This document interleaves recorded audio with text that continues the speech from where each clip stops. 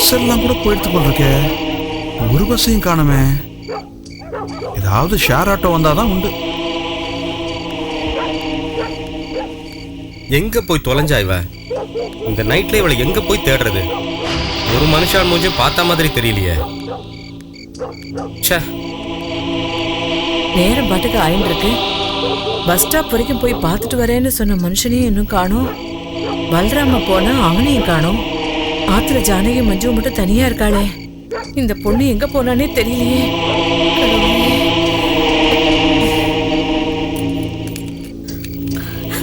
குழந்தைய வரை உள்ள வச்சு கூட்டிட்டு போறேன்.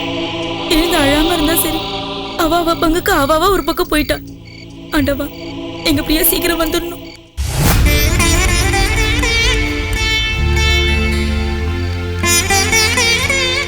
சாரிப்பா, லேட் ஆயிடுத்து. அரைஞ்சனா கண்ணம் வீங்கிடும். சாரி. போனா போறதுன்னு ஃப்ரீடம் கொடுத்தா அது அட்வான்டேஜ் எடுத்துட்டு பாதி ராத்திரியில வந்து நிக்கிற நீ. அது இல்லப்பா, காலேஜ் கிரவுண்ட்ல காவியோட தோடு தொலைஞ்சு போயிடுத்து. வைரத்தோடு வேற.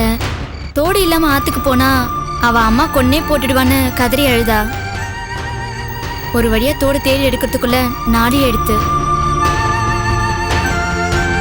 செல்லில் இருக்கிற லைட் ஆன் பண்ணி தேடினதுல பேட்டரி வேற லோ ஆயிடுத்து. மொபைல் ஆஃப் ஆகிற கண்டிஷன்ல கால் பண்ணியும் சொல்ல முடியல. அதான்ப்பா. சாரிம்மா. அதெல்லாம் சரிடி. காத்தால காலேஜுக்கு போன பொண்ணை காணுமேன்னு அப்பாவும் அம்மாவும் கூட பிறந்தவளை காணுமேன்னு தம்பியும் அண்ணாவும் கவலைப்படுவாளேன்னு உனக்கு கொஞ்சம் கூட தோணவே இல்லையா? வர வழியில யாராவது வழியை மறிச்சு ஏதாவது பண்ணிருந்தா என்ன ஆறுது? நினைச்சா ஈரக்கொலையெல்லாம் நடுகிறது. அது ஏன்பா கேக்குறேன்? வர வழியில 2 ரவுடிங்க மெட்ராஸ் பாஷையில பேசிண்டு கிட்னாப், மர்டர், பீரோ புல்லிங் அதுன்னு எதேதோ பேசிட்டு வந்திருந்தா. என்ன ஃபாலோ பண்ணிட்டே வந்திருந்தா. ஃபைனலா தான் தெரிஞ்சது அவ பிரைவேட் செக்யூரிட்டி ஆளுன்னு.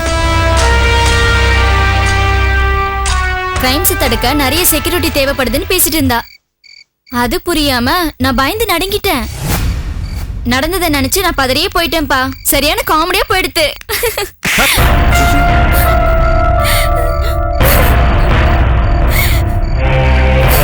என்னடா அது? பத்தி நெறியது. நீ சிரிப்பா சிரிக்கிற? வீட்டை தரடி. சரிப்பா. இங்க நிக்காதீங்க, உள்ள போங்க.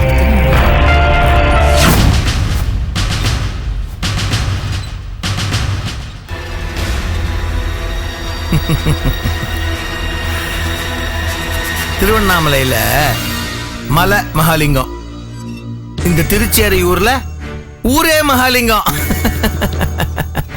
ஊர்ல நிலநீச்சு இருக்குன்னு சொல்லுவாங்க.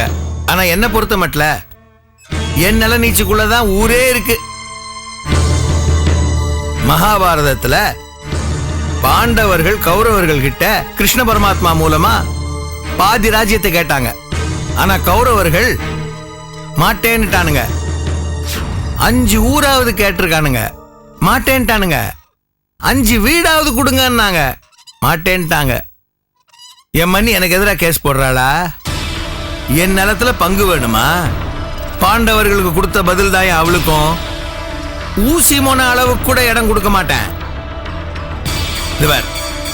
நீ எப்பவும் போல அவங்க வக்கீல அவ பக்கம் இருந்துட்டு காய் நகத்தின்று வேலையை அங்க காட்டு, விசுவாசத்தை எங்கிட்ட காட்டு, சம்பளத்தை அங்க வாங்கிக்க. அதை விட 100 மடங்கு சன்மானத்தை என்கிட்ட வாங்கிக்க. இந்த நிமிஷம் வரைக்கும் நீங்க சொல்றபடி தானே நான் நடந்துகிட்டு வரேன். உங்க மண்ணிக்கிட்ட ரொம்ப நேர்மையா இருக்க மாதிரி தான் நடந்துகிட்டு இருக்கேன். என்ன உங்க அண்ணன் பொண்ணு தான் என்ன கொஞ்சம் ஆட்டம் காட்டுது. பொதுவா இளங்கண்ணுக்கு பயம் அறியாதுன்னு சொல்லுவா. கண்ணுக்குட்டிக்கு மூக்கணாங்கயிறு போடக்கூடாது. ஆனா இவளுக்கு கயிறு போட்டே ஆகணும் போல இருக்கு. போட்டுருவோம். ஒரு விஷயம் சொல்லணும். சொல்லு. சோத்துக்கே வழி இல்லாத நிலைமைக்கு வந்தோம். ஏதோ 1-2 நகையை வித்து அப்படி இப்படின்னு ஃபீஸை கொடுத்துக்கிட்டு இருந்தாங்க. இப்போ உங்க அண்ணன் பொண்ணு வேலைக்கு போறதுனால தான் அவங்க வண்டியே ஓடுது. நானும் அவங்க வேற வக்கீல் கிட்ட போயிடக்கூடாதுன்னு ஃபீஸை பெருசா நினைக்காதவன் மாதிரி நடிச்சு நம்ப வச்சு அவங்க கழுத்தை அறுத்துக்கிட்டு இருக்கேன். அன்னைக்கு திடீர்னு உங்க மண்ணி ஆட்டோல வந்து இறங்கி பிடிங்க ஃபீஸ் 5000 ரூபாய் கொடுத்துட்டு போறாங்க. அதுக்கு மறுநாளே அந்த பொண்ணு வந்து இந்தாங்க ஃபீஸ்னு 3000 ரூபாய் கொடுக்குறாங்க. அவங்களுக்கு ஏது அவ்வளவு பணம்? அந்த பணம் எங்க இருந்து வருதுன்னு தான் எனக்கு ஒரு டவுட். பணம் எங்க இருந்து வருதுன்னு ட்ரேஸ் அவுட் பண்ணணும். கரெக்ட். பணம் விளையாடுறது. ரொம்ப சந்தோஷம். நமஸ்காரம். உள்ள வரலாமா? என்னடா உள்ள வரலாமான்னு கேட்டுட்டு உள்ள வந்துட்டேன்னு பாக்குறீங்களா? ஒரு அர்ஜென்ட் மேட்டர், அதான் நேரா ஆத்துக்கே வந்துட்டேன். உட்காருங்க. என்ன விஷயம் சொல்லுங்க. நங்கநல்லூர், கோம்பேட்டை, மாம்பழம், மயிலாப்பூர்னு 4 கல்யாண ஆத்துக்காரா அட் ஏ டைம்ல கல்யாண சாப்பாடு சப்ளை பண்ண முடியுமான்னு கேக்குறா. ஒரே நேரத்துல 4 கல்யாணம் ஆர்டரா அப்படின்னு தகச்சு போயிட்டேன். நம்மால முடியுமான்னு ஒரு சின்ன டவுட்டு. அதான் ½ hour கழிச்சு அவளை ஃபோன் பண்ணி சொல்லிட்டு நேரா உங்ககிட்ட ஓடி வந்துட்டேன். 4 கல்யாணம் என்ன, 40 கல்யாணத்துக்கு சாப்பாடு சப்ளை பண்ணிடலாம். ஓகேன்னு சொல்லிடுங்க. சரி சொல்லிடுறேன். நான் புதுசு இல்லையோ, அதான் கெப்பாசிட்டி தெரியாம பிரமிச்சு போயிட்டேன். ஒரு டம்ளர் தீர்த்தம் கிடைக்குமா? ஒரு நிமிஷம் இருங்கோ, காஃபியே கலந்து கொண்டு வந்துடுறேன். என்னது, நீங்க போய் காஃபி கலந்துட்டு வரலா? ஆத்துல மாமி இல்லையா? இல்ல வெளியில போயிருக்காளா? இல்ல உடம்பு சரியில்லையா? ஆத்துல அப்படி யாரும் இல்ல. ஆத்துல யாரும் இல்லையா? நீங்களும் என்ன மாதிரி கல்யாணம் ஆகாத பேச்சுலரா? இல்ல சாரி ஃபார் ஆஸ்கிங், விடோயரா? Mister Lakshmanan, you are crossing the limit. உங்க சுதந்திரங்கிறது மூக்கு நுனி வரைக்கும் தான், மூக்க தொடறதுக்கு இல்ல. அண்டர்ஸ்டாண்ட்?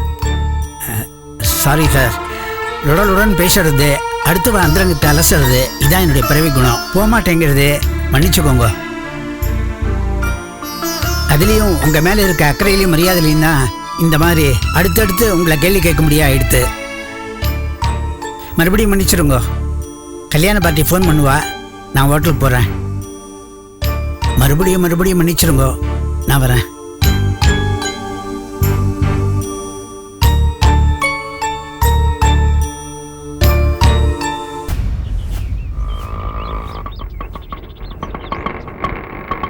இருங்க, வந்துடுறேன். சரிங்க.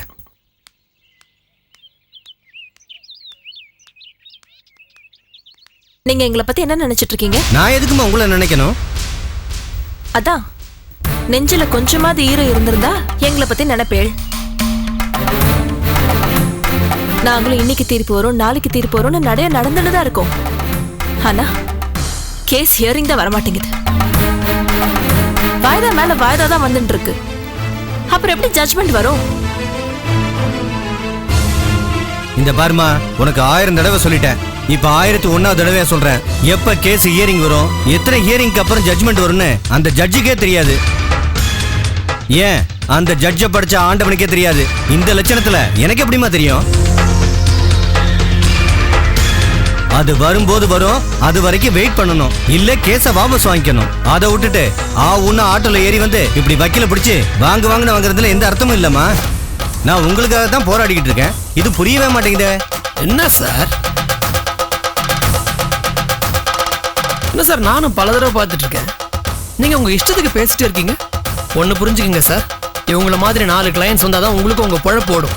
இல்லைன்னா வேலை வெட்டி இல்லாம நீங்களும் வீட்டில் உட்காந்துருக்க வேண்டியதுதான். என்ன சார் பாவம் பண்ணாங்க உங்க? இப்படி நடையா நடக்க வைக்கிறீங்க. என்ன கேட்கறதுக்கு ஆளுல நினைச்சிட்டு இருக்கீங்களா? இங்க பாருங்க, எதிராளி 2 தடவைக்கு மேல கோர்ட்ல ஆஜராகலனா கேஸ் போட்டு உங்களுக்கு சாதகமா கோர்ட்ல தீர்ப்பாயிடும். நடுவில் உங்களை மாதிரி ஆட்கள் கோல்மால் பண்ணிட்டு இருக்கீங்க. சட்டம் எங்களுக்கும் தெரியும் சார். யோ, அதிகமா பேசாத. ஆஃப்டர் ஆல் ஆட்டோ டிரைவர் நீ. உனக்கு சட்டத்தை பத்தி என்ன தெரியும்? சட்டத்தை பத்தி எனக்கு என்ன தெரியுமா?